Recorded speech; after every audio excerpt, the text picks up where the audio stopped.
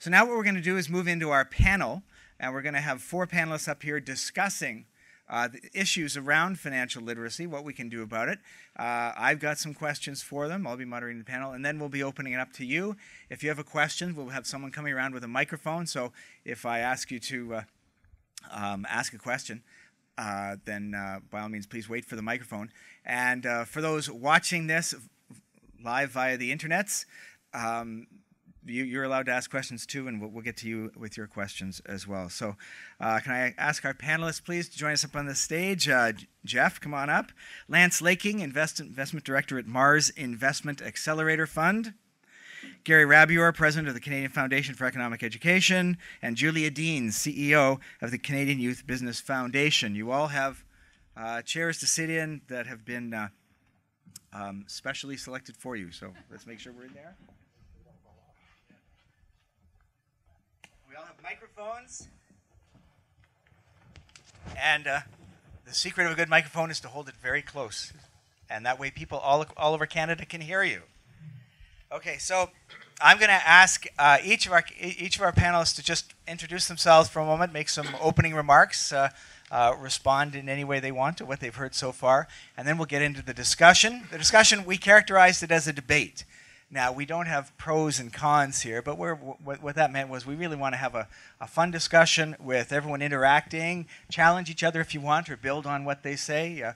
That's what we want to hear, so it's not just questions and answers, but a really good, strong discussion about some of the problems we're facing and the solutions that you think make a difference here. So, Julia, why don't we start with you, and we'll work our way across here. Hi, I'm Julia Deans. I'm the relatively new CEO of the Canadian Youth Business Foundation. And we help Canadian entrepreneurs across the country launch their first businesses. And it's a wonderful job, wonderful organization that's helped create 5,300 businesses across Canada. My background is as a lawyer in Toronto and Hong Kong. I ran a business in Singapore, and then I ran a leading not-for-profit, a very entrepreneurial not-for-profit called Civic Action in Toronto. Basically what's resonated with me is the need to know your numbers and to get on top of that, as scary as it is, and we can come back to that because I've certainly been to the terror mill and back, and working with people and drawing on every single person you can to improve your financial literacy and to improve the numbers of your business. So those are the two things, and I guess we'll come back to things in a few minutes. Okay. Think you got me Jeff, I think we're good. Okay, Lance Laking. Good morning. Yes, Lance Laking. I'm representing Mars here today. I'm an investment director with one of the capital funds that we have at Mars. Mars is an urban innovation center located in the center of the universe, Toronto, Ontario, Canada. But more broadly speaking, Mars has most definitely a Canadian mission and a Canadian agenda to foster innovation and build the next generation of knowledge-based companies growing up and succeeding on a global scale, born and bred in Canada. So from my lens, I work with a host of early stage companies as a mentor and as an advisor, and then also on the capital side where Mars drives, I'd say, a convergence agenda where you have invention and intellectual property and the technology piece. You have the business piece in partnerships and collaboration and the smarts of going to market, and then you need show me the money, the capital piece. And so you have to have those three pieces together working to drive the next generation of successful businesses, and that's what we play at day in, day out. And Lance, you have a background in business. Just tell us a little bit about that. So a little bit of an anomaly in terms of a technology guy being involved with a number of startups and growing a number of businesses, in that I wasn't that geeky head, pointy-headed physics guy, code crunching software guy. Not to say that that's not a bad thing, it's a great thing. But I came at it from the business angle. So I have an economics and actually an accounting background. I'm a chartered accountant by profession, but decided that I liked the grass on the technology company side of the fence. So. Okay, great. Thank you, Lance. Gary, tell us about the lens you're seeing this issue through and what you're doing at CFE. Yeah, my name's Gary Rabior. I'm president of the Canadian Foundation for Economic Education. I've been with the foundation since 1978 and running it since 81, so many years have come and gone. Interestingly, we work in both fields. We work in entrepreneurship education, or enterprise education, as is often referred to for young people, as we try to instill those areas of skill, and also financial literacy. And there's a lot of interesting parallels between the two in terms of the challenges we face, because entrepreneurs are not unlike most Canadians. Most Canadians suffer from a lack of financial literacy, and it's an interesting challenge. But we got involved in entrepreneurship education back in the late 1980s when we wrote the first entrepreneurship courses for the province of Ontario, when entrepreneurship was hardly mentioned in the schools. There are now courses, I'm happy to say, in all the provinces across Canada, and an increasing interest in trying to teach entrepreneurship, and particularly to inculcate enterprising skills. We're also working with 3 of the provinces to integrate financial education into their core grade 4 to 10 curriculum. And so we see it from both sides of the fence, and yet interestingly, a tremendous number of parallels and similarities between the two. Perfect. Okay, thank you so much. Okay, we're going to launch into the first question. I think we'll start with Julia, and the first couple questions we'll ask everyone to add something. Then after that, we're going to get into the free-for-all. And anyone can just speak up, and whoever can hold his microphone highest wins. Okay, so I guess I want to look right now at specifically at startup entrepreneurs, because that's what Startup Canada is all about.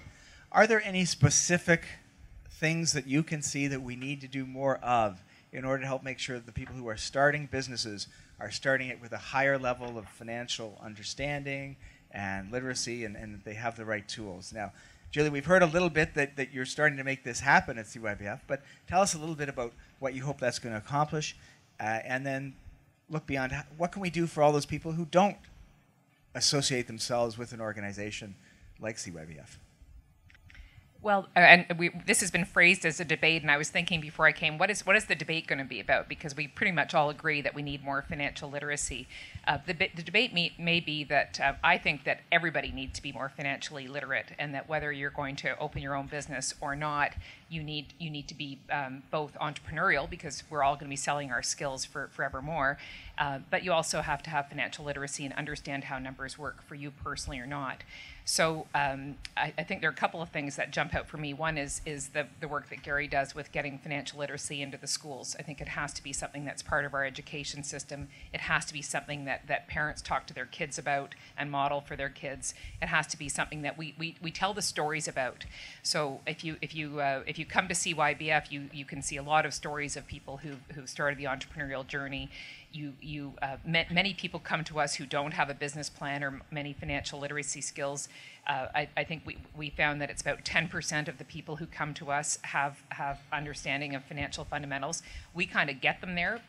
We do get them there, and by the time they launch, they have a business plan that's pretty robust. But if you don't come to CYBF or one of these other organizations, I think the 2 things that we need people to have are some basic financial literacy, whatever you're doing, and some really good stories, so they understand what the realistic path is for an entrepreneur, and that if you go this route, yes, it's going to be great. You could have 200 people working for you in 3 years, but equally you could be washing dishes in a restaurant to pay the bills. You need to understand where the money's coming from, and you need to be able to talk about it. And I'm not sure, as many stories as we tell already, that it's enough. So those would be the 2 big things for me. Okay, thank you. Jeff Cates, what do you think is the key to helping more first-time entrepreneurs become more financially literate? I think you bring up a good point, that certainly the data that we've got suggests that most people are starting off with a personal, like a consumer understanding of finances, which isn't really that high. We certainly know that from Quicken and some of the other programs that we have. So starting off there is really, really important, because that's how most small businesses are starting off. But to me, it's much like any of us as marketeers bringing products to market. Oh, we've got this great product. How come people aren't using it? Well, it starts with awareness. And in many cases, it's creating awareness for what they don't know yet will be a problem. So we need to start with that, and then after that, we need to package that information in a way, multiple ways, that can be consumed in the way that small businesses want to learn. Okay, thank you. Lance?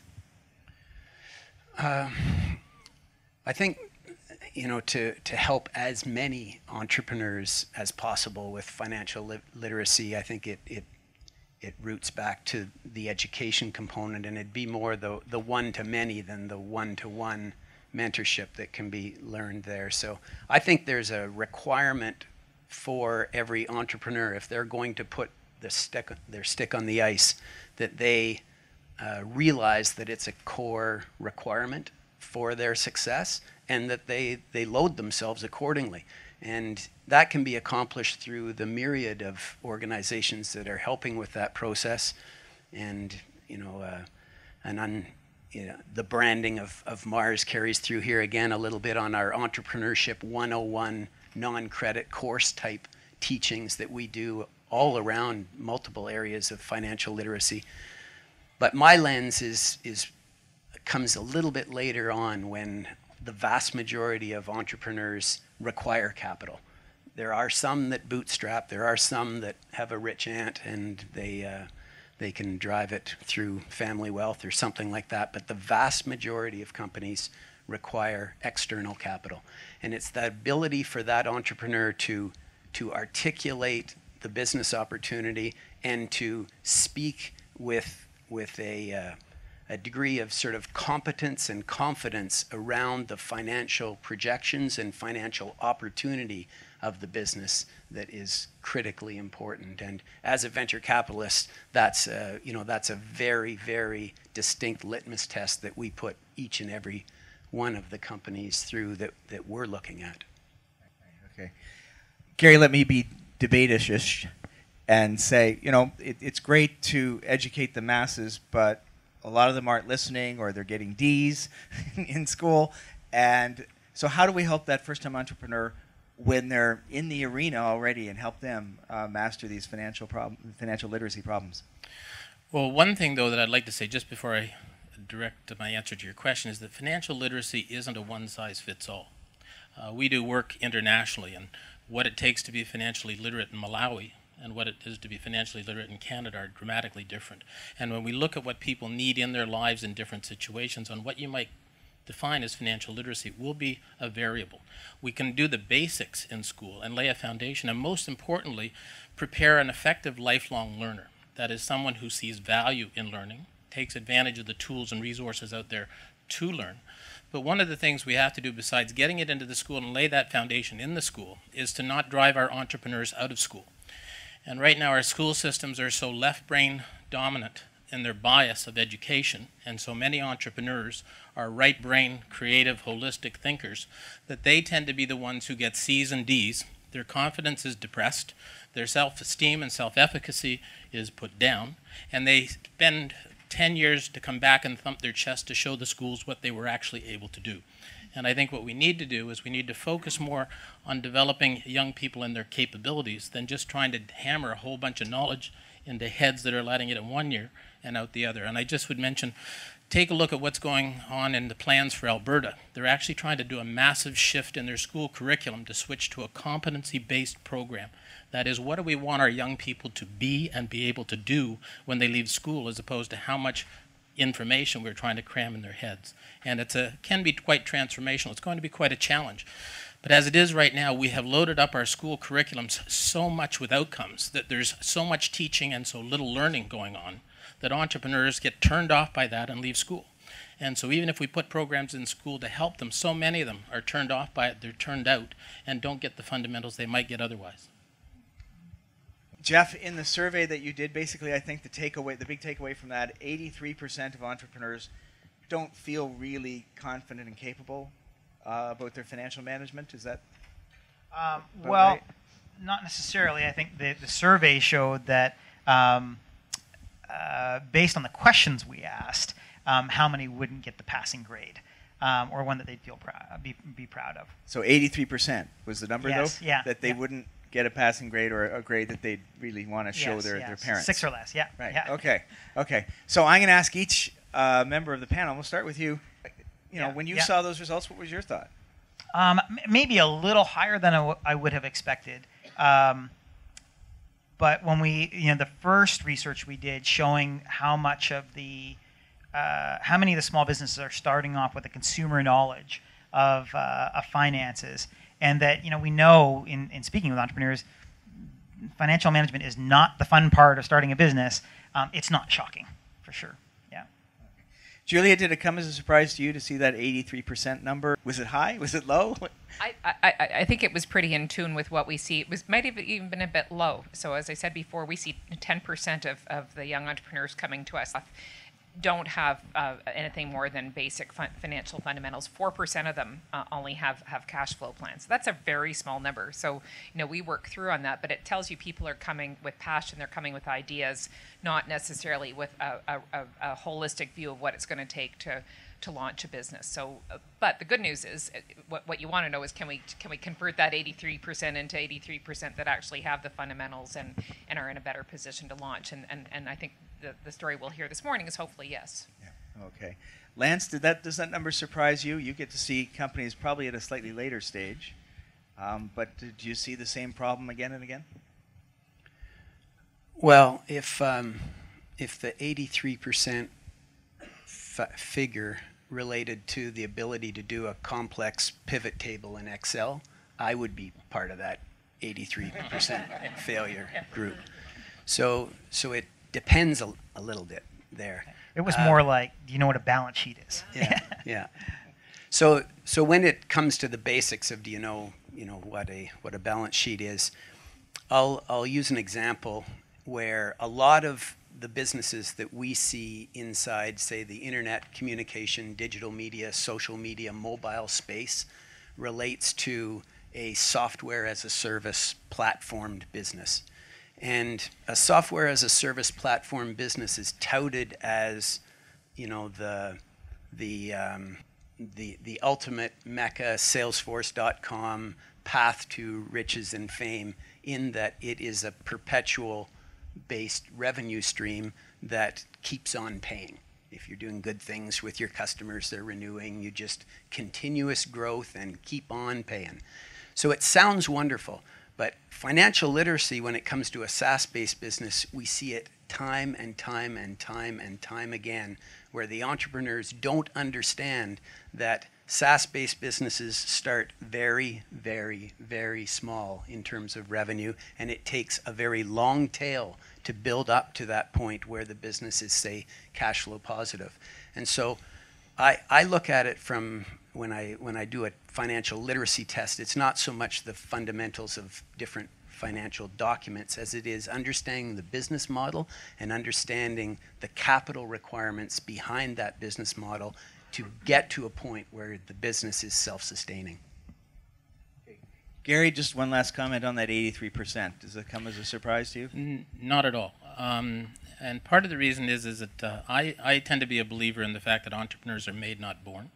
And that might be a debatable topic. But I think they're a product of their environments.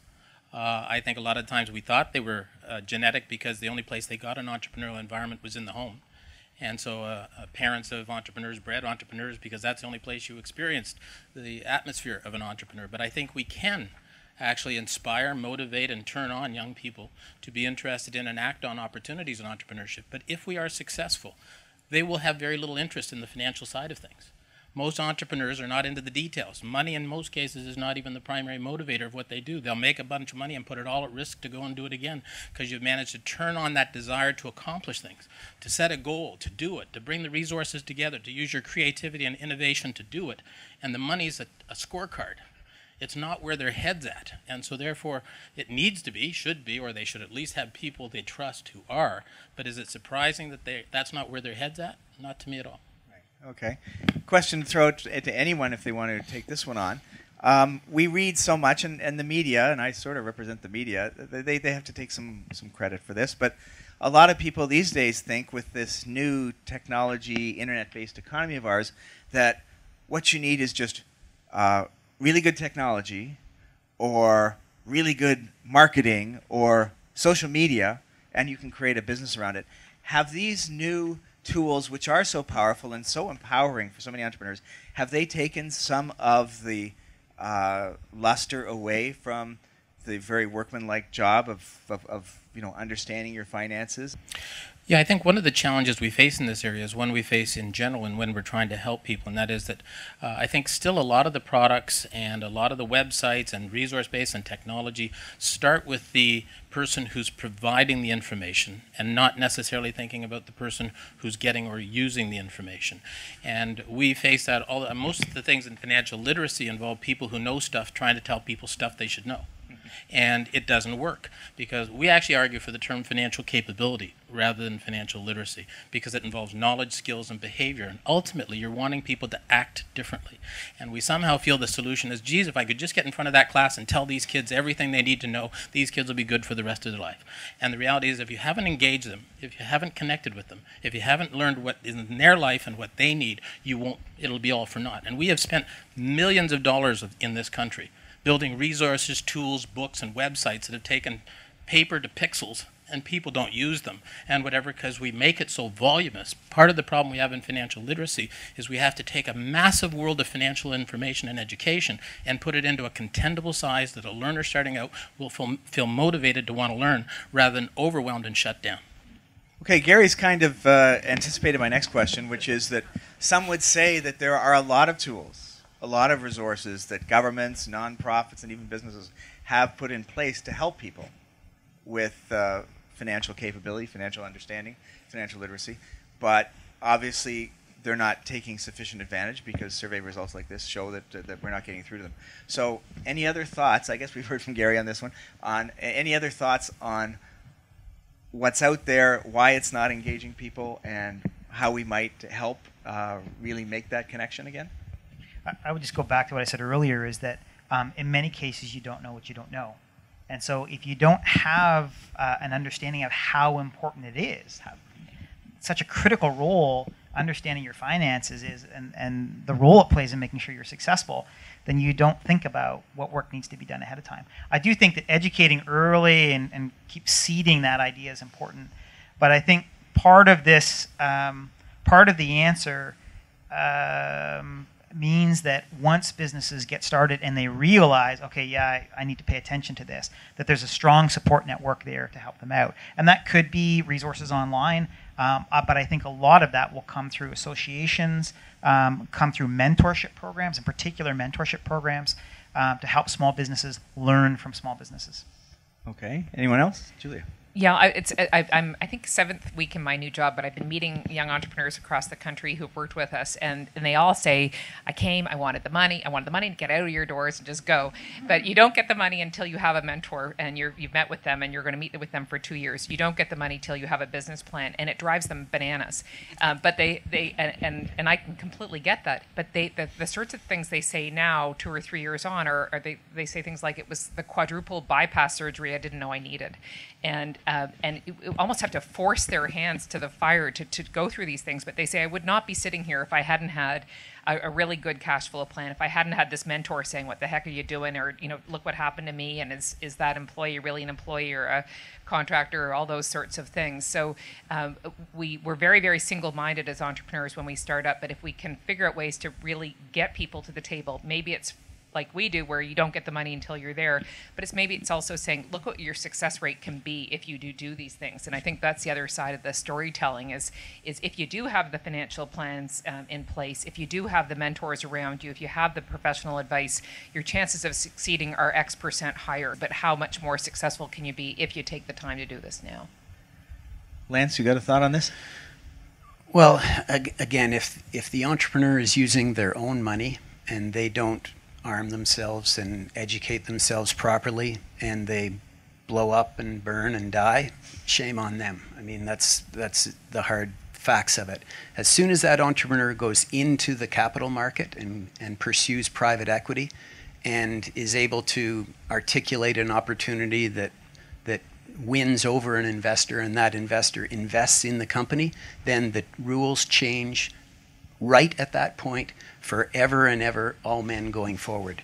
And so the rules then are such that that entrepreneur has a responsibility to other shareholders and investors to provide a return on investment, to provide proper stewardship of the invested capital, to understand in detail what the runway is. You'd be amazed how many entrepreneurs don't really understand the concept of runway. And to be able to have a sane capital strategy that works into all the realistic business assumptions, builds in runway, and understands when I have to raise money again. Because it's not necessarily that first raise of capital where you sometimes get a little bit of slack given, and if you're a technology founder, you're probably the investors coming in with a heavy weighting on the technology and the market, as opposed to that entrepreneur's financial literacy score, to be honest. And but it's that second round of capital that is critical, and if that entrepreneur does not have a solid financial literacy game, then they're in trouble. If you see, Lance, I'll just keep on with you for a sec. When you see an entrepreneur who comes in who needs a little bit of extra help, remedial help on financial capability, what do you do for them? Is there a place you can send them, a tool you refer them to, a book you throw at them? How do you help them close that gap? Well, the one color that I'll paint around this is that I think that financial literacy is joined at the hip very closely to legal literacy. And in that, I mean, again, from a private equity perspective and raising capital, the entrepreneur not only has to understand, financial projections and business model and be able to articulate, revenue, gross profit, operating costs, all that sort of thing, but that entrepreneur has to understand a pretty complex landscape of private equity in terms of investment structure, whether it's subordinated debt or some form of a preferred share or some form of a common share investment, and what does that type of investment do in terms of cash flow requirements? What are the legal obligations against that? What are the implications of a liquidation preference of a pref share over their investment, and all these things that is really a very closely tied into financial literacy, but has a very strong component of legal understanding to it. So my advice would be to certainly have a strong bench of advisors around the company, so proper accounting and tax advice. There's so much non-dilutive capital available if you're aware of it and can access it. And so you have to have a good bench of advisors, and that includes great corporate legal counsel. So. Okay, thank you. A reminder, we're happy to take questions from the audience. We can barely see you because of the lights, but we'll do our best. Out on the internet, we can see you. There's one fellow right here. Okay, so put up your hand, and we'll direct you a microphone to you, and if you please stand up, and if you want to address the question to any individual panel member, that's okay, or just to anyone who wants to answer. Yes, my name's Mike Fletcher. I'm with Highspin Consulting. I've got a question and a comment for the panel, because one of my frustrations in listening to debates of this kind is that financial literacy, and 90% of people who don't have financial literacy, for me, stem from a couple of fundamental elements that we face in our entrepreneurial society, hang-ups about understanding money. And the two of those are an assumption that you need to be good at math in order to understand financial information, and an understanding or an expectation, and a lot of accountants put this across, that you have to understand bookkeeping in order to understand financial information. And neither of those are necessary. But in 15 years of training, I mean, I have 70% of my class who will have one of those two hang-ups. And that's the problem to me, to get to the tools and all of the things you're talking about, because people don't believe they can understand this stuff. So then it doesn't matter what sort of smorgasbord you put in front of them, until you can get them past the fact that they don't need that, then they're stuck. And I'd like to get comments from the panel on that, because I think it's a really critical aspect in that if we don't get them past that point, it doesn't matter what you do from that stage on. Okay. Way in there, yeah. If it's pain, we avoid pain, right? And so I think what you're saying is that people often see that as a pain point. It's focusing on something that they're not skilled at, and that they don't necessarily feel like they have to do right away, so they put it off. And so I agree that two things. One is that establishing that relationship with an accountant that can help bring you along is really important, because I don't think that just comes overnight. And two, and this is self-serving to some point, but using tools like QuickBooks that's kind of in a layman's language to help get you into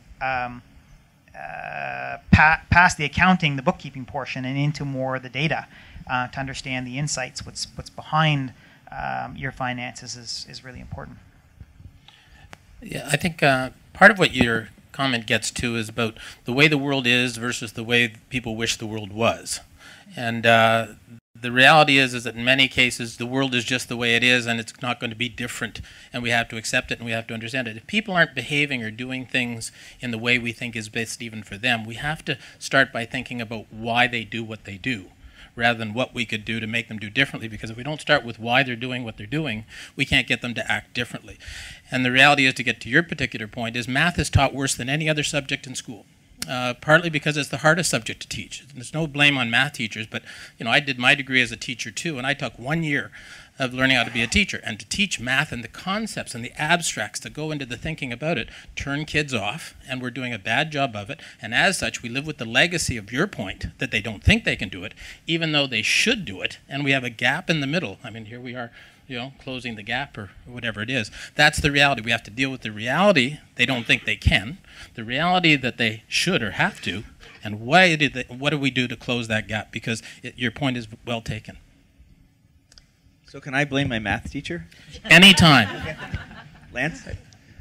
Well, again, with a lens of technology-based companies that I look through, the entrepreneur might have an in-depth knowledge in genomics, or might have the latest technology around energy storage using, a complex flywheel or something like that. And if they can't, have that, they obviously are intelligent. So if they don't understand a discounted cash flow or a compounded interest rate, or the concepts of projections, which are all, I think it's math-based. You don't have to be an accountant, and we always slag the accountants. But if they can't understand basic financial principles like that, then they don't deserve to be in the game.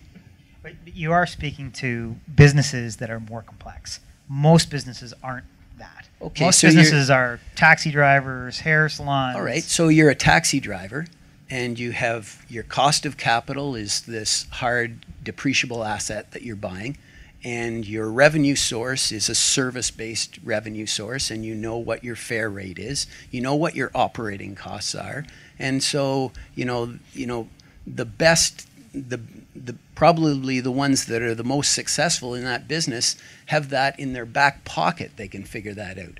But so I, at that sort of entry level of non-tech based businesses, it still comes down to what your ins are and what your outs are, and it's not magic.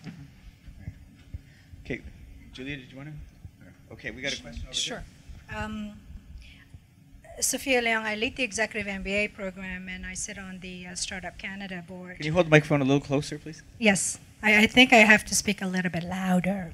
I think I could speak from both angles, from a perspective of an entrepreneur, and also at this point in time leading the Executive MBA program.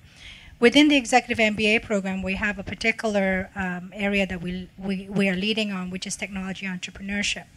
It all goes back to when we start talking about bridging the financial literacy. It's not about financial literacy, it's about the financial language.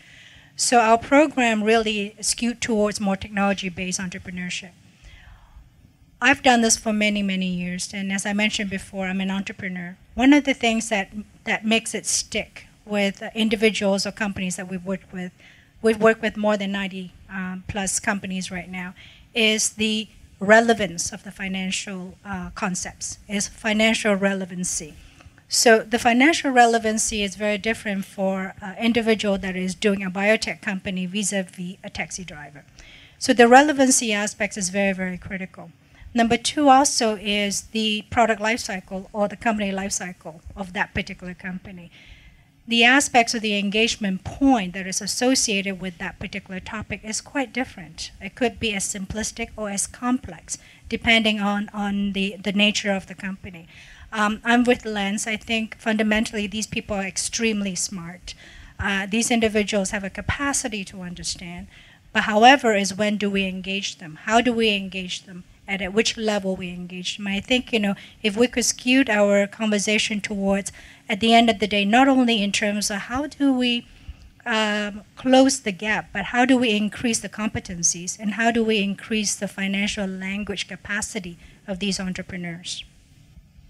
Julia. Well, it sort of feeds on your point, and true confession. My grade 11 math teacher said he'd pass me if I promised never to take math again, which was the worst disservice anybody could ever do to someone. And I went on and was a stats TA in graduate school. That was ridiculous, but it embedded this intimidation in me. I can't do math and I can't understand these things. But when I started running businesses and not-for-profit organizations, I just had to.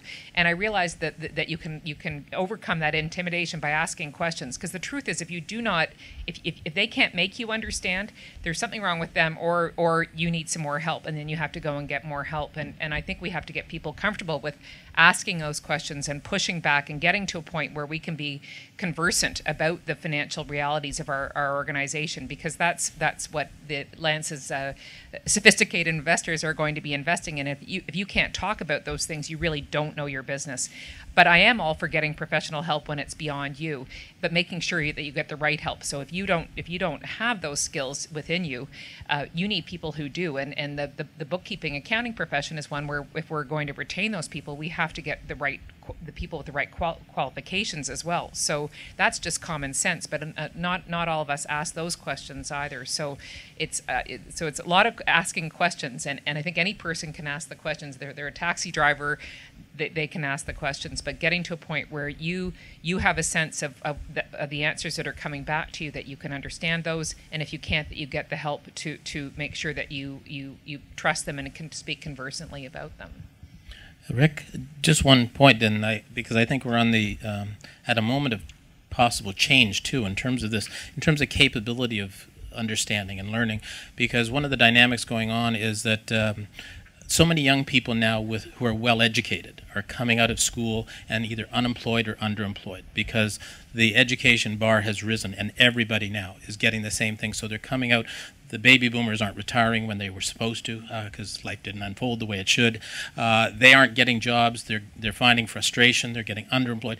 And this is a new generation of entrepreneurs who are going to be interested in working for themselves, starting their own business or whatever, because they're frustrated by what the employment prospects are for them with other companies. And I think that sets a new environment for how the capabilities of some young people to take on and understand this area. Lance? And I think maybe some of the reason that the baby boomers aren't retiring is because they don't understand compound interest, and That's right. and they think that investing in tech startup companies is the path to forever wealth. Another point, though, where we always talk about the entrepreneur in a startup environment, I think the vast majority of successful startups are built with founder teams rather than one individual entrepreneur. So there's typically co-founders, 1, 2, 3, or 4, and that brings in the concept of specialization and teamwork and having complementary skills amongst a founder team. And so it's perfectly fine to have one of the founding entrepreneurs to be absolutely one end of the spectrum focused on quantum dot laser, and the other end of the spectrum might be someone that's focused on the soft look and feel of marketing and logos. But somewhere in there's a requirement to have a strong financial acumen player on the team. So part of our education process might be geared towards that young venture as a group of individuals, rather than trying to drive financial literacy into that scientist guy that is just too scientist. Right. Do we have any questions from the Twitter stream, or we got another question here? Victoria, do you know if we have any other questions from online or Twitter? Okay. Hi. Okay, question over here. So I wanted to touch on some of the subjects from Lance, specifically with respect to software as a service companies. I have two. Could you speak up just a little bit more, please? Sorry. With respect to Lance's discussion on software as a service companies, maybe two questions. One being, are the tools available in Canada for software as a service companies to really be successful, where they need these really long funding streams? And second, should we be really asking technology people or scientists to write these financial projections? Because scientists are used to using statistics and scientific method to really come up with data sets, whereas it can be very challenging for technology people to understand the whole concept of projecting some business plan when they have no data to begin with. And so should they even try, or should they just immediately go and ask for somebody else to do it for them? Thanks. A couple of questions in there, I guess, but from are there any tools or models that exist for software as a service businesses? The short answer is yes. There are a number of business model planning tools that specifically call out a software as a service revenue stream and look at the concepts of cost of customer acquisition and the requirement for a certain amount of front-ended marketing spend that is required to build that business. So that exists. To the other question about the technical founder having a strong capability in statistics and modeling, I would say that same capability and rigor has to be applied to a financial projection that has to be tied to market verifiable and referenceable market data points. And so it's important that those companies talk to the market and to the intended customer to understand if their assumptions behind their data sets and the assumptions behind their projections are realistic and defendable. And that all comes out in a due diligence process. And a due diligence process is that process that an investor performs when he or she digs her heels in and decides whether or not to proceed with an investment. I don't know if that answers your question in part or... Okay, we have a question up front here. We have a question from Twitter. Oh, Twitter question, all right. Yes, so it's 140 characters, so it'll be a little and tighter. Your answers have to be 140 characters as well.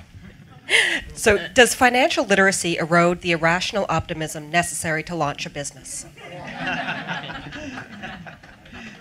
Does financial literacy erode the irrational optimism that it takes to start a business? Good question. Who wants to tackle that one? Yes. Yes. I'm not sure. Again, we come back to the reality versus... I don't think an entrepreneur ever thinks it's irrational. As much as they think it's rational, they don't think it's irrational. And sometimes that's part of the problem because they're convinced it's going to work. So financial literacy is not going to get in the way of that.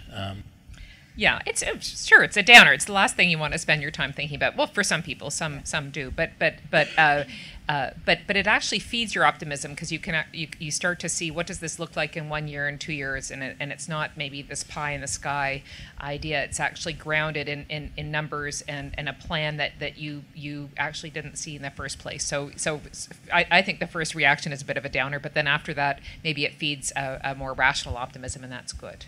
Jeff, you gave it a very fast yes. Does it actually deter from the passion that it takes to succeed in a business? I think again, it's not something that most people want to do. It's not the fun part. But once you've done it, you've got an understanding of where your business is going. You know that you've got a solid financial model. You have a much higher degree of confidence, and it's going to increase your chance of success. So, not fun, but once you've done it, you're much better positioned in terms of having confidence for your organization. And maybe when you get the clarity that you need and you see you're doing better than someone else and that, hey, you've got enough money to pay yourself a salary, maybe that's when the fun comes back. Mm-hmm. Yeah, absolutely. Yeah. Right.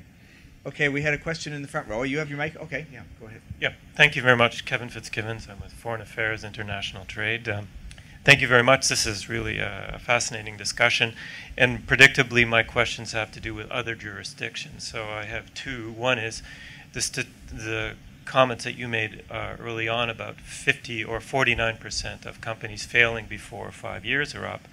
Would this be comparable in other countries? I don't know. Is this way above the ratio, or are there other countries that do a better job of it? That's question one. And question two would be, are you aware of other practices or other jurisdictions? You'd mentioned something in Alberta, which I think is quite interesting, but elsewhere in the world, how do they manage these kinds of issues with entrepreneurs in financial management? Okay. Any thoughts on the statistics first? Can I just throw out one point in that regard, and that is that everything you also hear is that most entrepreneurs fail 4 to 6 times before they ever succeed. So I'm not surprised at the failure rate in some respects, because entrepreneurs talk about them as learning opportunities, not as failures. But a lot of times they will try something, get it wrong, try something, get it wrong, try something, get it wrong, and eventually get it right. To be honest, that's what we should be doing more in our schools, is let the kids get it wrong and learn from their mistakes, where we don't have time right now. But entrepreneurs in many cases will fail because they didn't, and they learned the hard way in some respects. We can try and minimize that through education and helping to prepare them, but the historical data is going to show that they have tried and weren't prepared, got it wrong, learned something, tried it again, and eventually, I'd love to see the report on how many of them who failed eventually succeeded. That would be a stat I'd like to see. I know that we study innovation and Canada's ability to build, very successful, innovative companies to the nth degree at Mars, and we benchmark ourselves against other countries. And first of all, Canada is an export-oriented economy, and much of the big successes that we will generate inside Canada will be export-oriented companies. And so the ability to understand the foreign markets and understand the, what it's like to play ball in those jurisdictions is vitally important. And I'm not just talking our U.S. Friends to the south. Each and every state has different requirements, and you have to understand that. But in terms of the innovation success vis-a-vis other nations, I'd say the biggest drawback that Canada faces, in my opinion, is that we're too damn shy. We don't shoot for the stars. We tend to build nice businesses and maybe, nice lifestyle businesses. And maybe we tend to start to see that, that we're at the heel of the hockey stick, and we start to build some high growth into the business, and we sell out too soon. And part of that has to do with access to capital. Part of that has to do to, just the way that Canadians fund and invest early stage companies. And we're trying to fix that. Any thoughts on the stats, Jeff? You might have some perspective from Intuit. I don't have the stats. I'll go and check. That'd be interesting to see. Yeah. I have some thoughts around government regulation and taxes and things like that might decrease our success rate, but I don't have any stats. Okay. Rick, can I just throw one thing back too? And I just wanted to give one thing to Kevin's question, and then I'll come back to you. I don't have any stats on this, but I do subscribe to an interesting e-newsletter from Australia called smartbusiness.au, and lots of news headlines from Australia. And there's a retail chain going bankrupt 3 times a week in Australia. So there are places where the failure rates are higher than here, and one of them is very likely Australia. Sorry, Gary, go ahead. I was just going to say that, very quickly, that I'd love to see DFATE and the Export Development Corporation doing more in our schools to develop an export orientation in our young people. Not to teach the details of exporting, but to get them thinking about what lies beyond Canada, because so little of that is opened up to them in school that when they start businesses, many of them aren't even thinking about export. And they should be thinking about the potential from export from the time they start. And I don't think we're doing that. And beyond the U.S.